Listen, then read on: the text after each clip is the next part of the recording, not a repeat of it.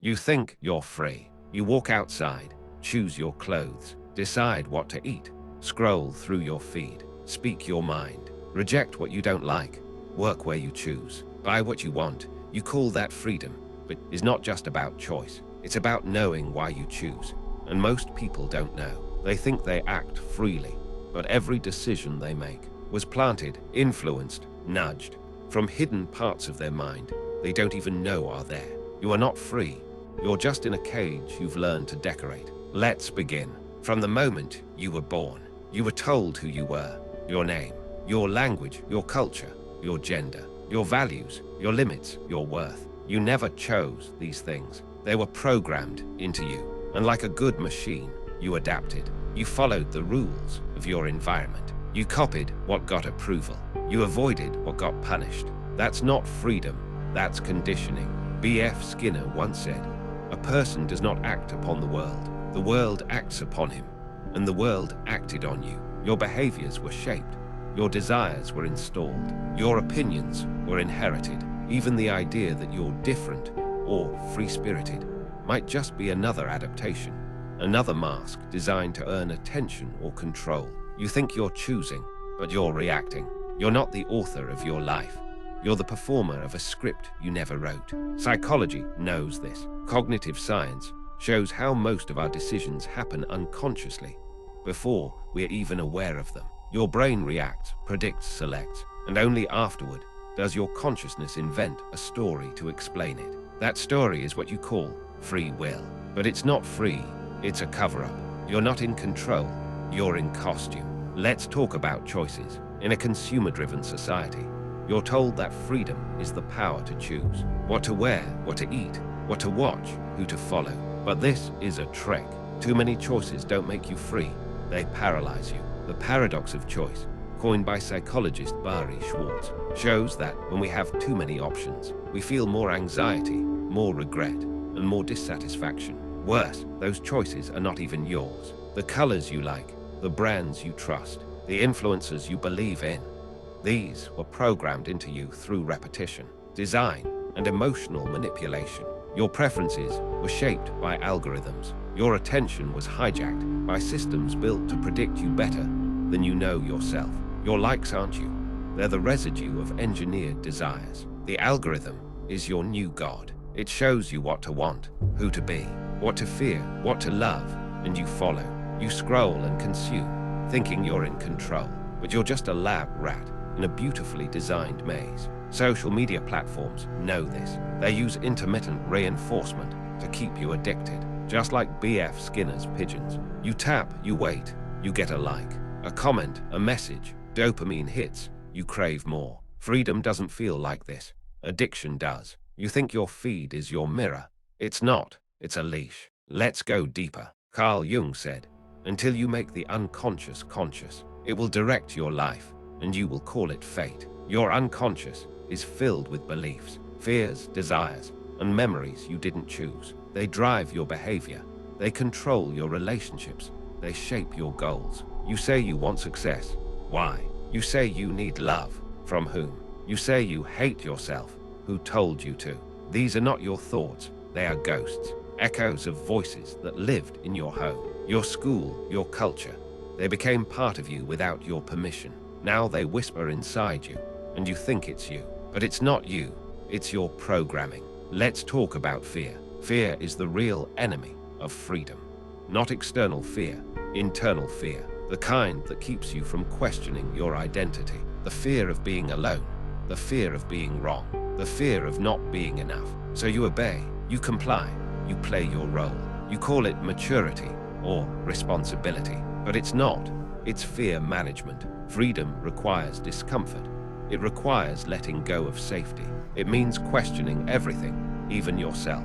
Most people aren't free because they're not willing to lose their illusions. They'd rather stay in the prison they know than walk into the unknown. Then there's groupthink. The modern world encourages conformity while pretending to celebrate uniqueness. You are told to express yourself, but only within acceptable boundaries. Go too far and you're cancelled. Go too deep and you're ignored. Go too real and you're a threat. So people adjust, they perform, they post what will be liked, They speak what will be approved. They adapt to the tribe, not out of loyalty, but out of fear, because standing alone is scary. It feels like death. But this is the paradox. Real freedom is lonely, because to be free is to be willing to lose the group. How many are brave enough to do that? Even language itself limits you. The words you use shape your reality, and those words were given to you. Language tells you what's possible, what's thinkable, what's allowed. Every concept you use, freedom, justice, success, love, is a cage of definitions built by others. To think outside the system, you have to question the system's very vocabulary. And that's hard, because the mind lives in words. But freedom begins when you realize that you don't have to believe every thought you think. Let's talk about identity. In today's world, identity is everything. People define themselves by gender, race, politics, nationality, aesthetics, even trauma. But identity is a role, a mask, a story. The stronger your identity, the less free you are. Because to protect that identity, you will reject anything that threatens it. You will lie to yourself, deny reality, avoid truth, just to preserve the image. True freedom requires the courage to say, I don't know who I am, and to live in that space, to let yourself evolve, to be fluid, unattached, unlabeled. But that's terrifying. So people cling to their identity and call it authenticity. It's not, it's imprisonment. You want to be free. Here's the cost. You have to unlearn almost everything you were taught. You have to question your desires, challenge your fears, doubt your thoughts, silence your ego, let go of who you think you are, and walk alone, without applause, without permission, without certainty. Few people are willing to do this. They say they want freedom, but they mean comfort. Freedom is not comfortable. It's raw, it's wild, it's unpredictable, it's responsibility. And that's why so few are truly free. You wake up every day and follow a routine. You might think it's your routine, but how much of it did you really choose? You wake up at a time you don't like. You work a job you tolerate. You socialize with people you don't fully connect with. You consume media designed to distract you. You numb yourself at night with screens or substances. And then you repeat over and over, not because you want to, but because that's what's expected.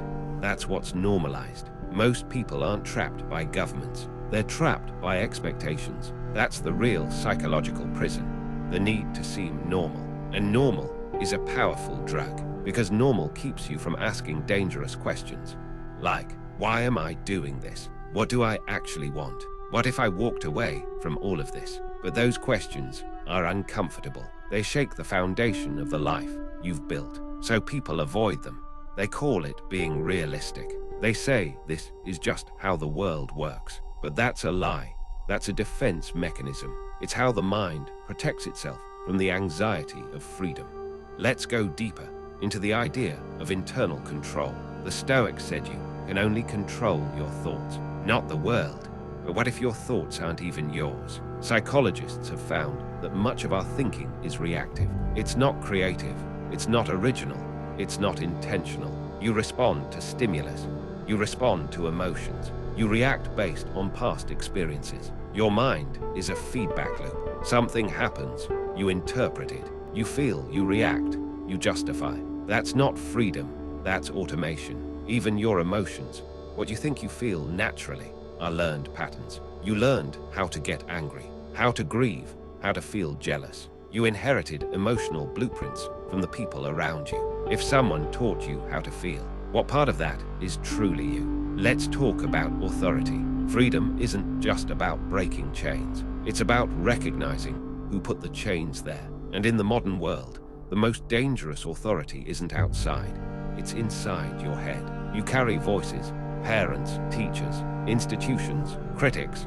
You internalize them. You obey them, even when they're not around. Their voice echoes inside you. You punish yourself when you disappoint them. You seek their approval, even when they're gone. You shape your life to match their expectations. This is called the superego in psychoanalytic theory, the internalized voice of authority. It pretends to be your conscience, but often it's just your jailer, and people follow it blindly.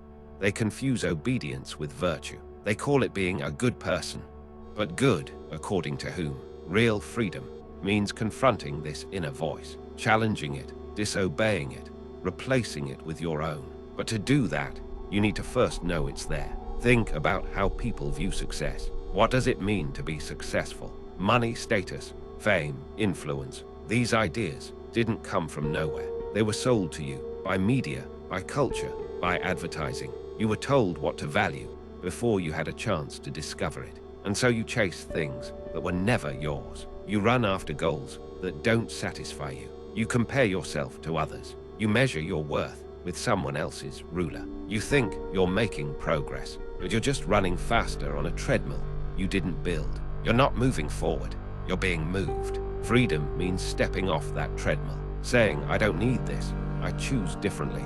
But that kind of rebellion is terrifying, because once you walk away, you can't blame the system anymore.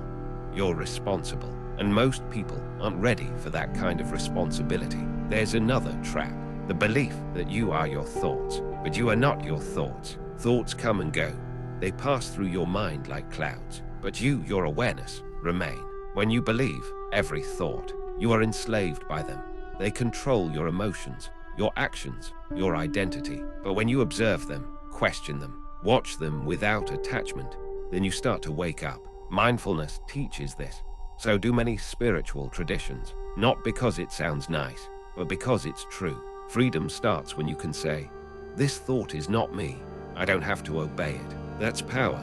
Quiet, invisible power. The kind that breaks chains without anyone noticing. Let's talk about fear again, because fear is the hidden fuel behind most human behavior. Fear of rejection, fear of failure, fear of being alone, fear of death, fear of being forgotten. These fears drive your choices more than logic, more than values, more than love. Why do people stay in bad jobs? Fear. Why do people stay in bad relationships?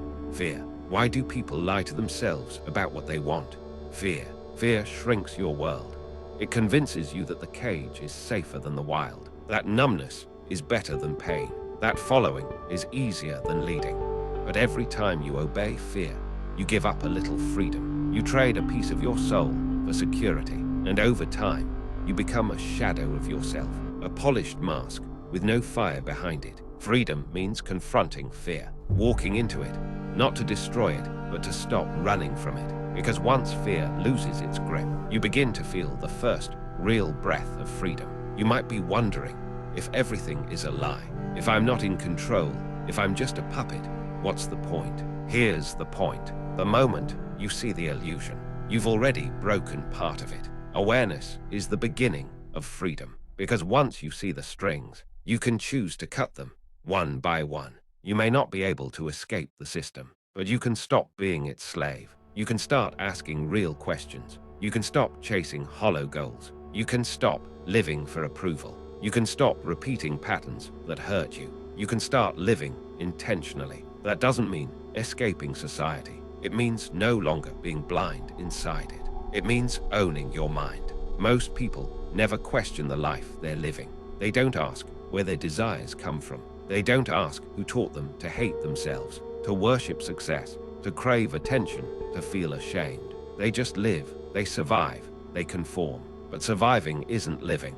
Obedience isn't freedom, and comfort isn't peace. Freedom is dangerous. It strips away illusions. It asks hard questions. It requires you to look at yourself, not the version you show others, but the one that hides beneath all your roles. The you that's still raw, confused, afraid, and honest. That's where freedom begins. Not when you feel powerful, but when you feel real. You may never be completely free. You may always carry some chains, the past, the body, the system, the laws of nature. But freedom isn't about escaping everything. It's about seeing clearly, choosing consciously, acting with awareness instead of reaction, thinking beyond fear, feeling without shame, existing without apology. That kind of freedom can't be given to you. It can't be voted in.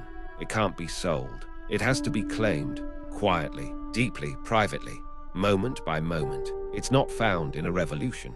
It's found in a decision. The decision to stop pretending. So ask yourself, what have I accepted as true without questioning it? Who am I trying to impress? What would I do if I wasn't afraid? What do I believe that keeps me small?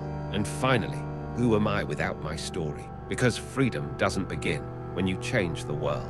It begins when you stop letting the world change you. That's the real fight, not against others, but against the lie that you are powerless, that you must stay small, that you must obey. You don't. You can wake up. You can stop performing. You can stop being a product. You can be human again. If this video made you think even a little, then it's done its job. But don't stop here. Question what you believe. Observe your thoughts. Watch how the world shapes you. And then choose, deliberately, consciously, who you want to be. Because that's the only real freedom there is. If this resonated with you, like this video, share it with someone who's ready to hear it. And subscribe for more content that pulls back the mask and tells the truth the world tries to hide. This isn't just a video. It's a signal to those who are waking up. And if you're still watching, maybe you already are.